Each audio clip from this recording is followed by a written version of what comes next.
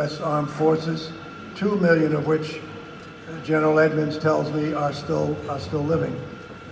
But I happened to, when I came here to kind of scout this whole thing out, as you can imagine, I'm running hither, thither, and yon.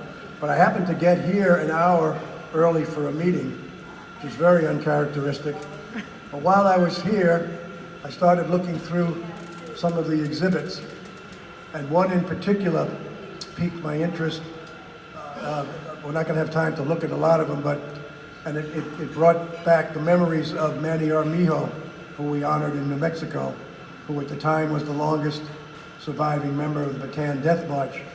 But on Corregidor, when it was about to fall, there were a group of 77 Army nurses, and they had an option to evacuate them or they could stay.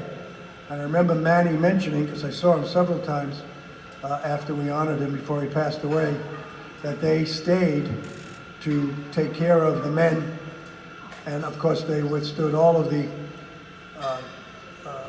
cruelty and all of the hard treatment, plus, as you can imagine, over that 4.5 some odd years.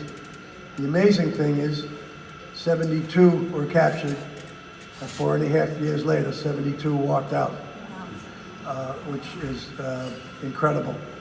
Also, on that same day, I just happened to pick up a leaflet that I saw sitting for a service that they had, and it was honoring the 178 women who had been killed in the War on Terror. And that was an eye-opener as well. I'm sure it's in the 200s at this point.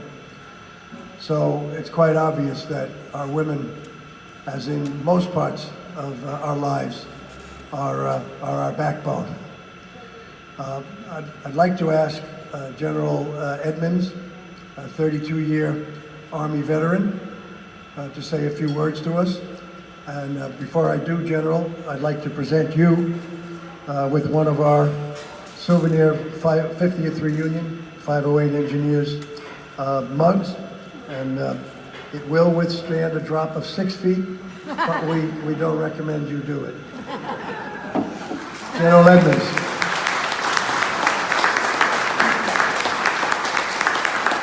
Well, welcome to the Women's Memorial. Happy birthday to the Army.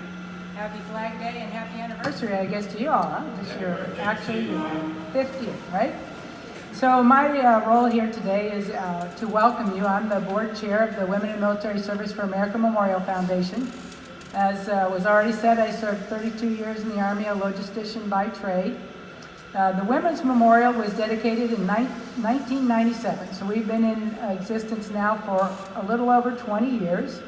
Our mission is to honor all the military women, past, present, and future, inspire the future, who have served, to educate the public on their service. So fun facts like 3 million women have served, 168 I think is the number that I have for Iraq and Afghanistan, who have given their last full measure.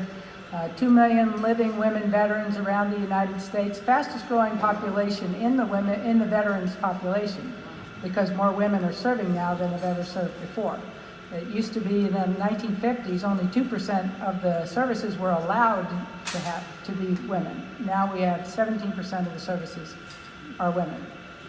So our job is to educate the public on their service, empower the next generation to consider serving, and it's not just the next generation of women. When school kids come through here, young boys and girls, they get to see what is possible. They get to see what is possible for young men and women if they want to join the services. And then the last is to remember the fallen, remember those who have given their last full measure in service to their country.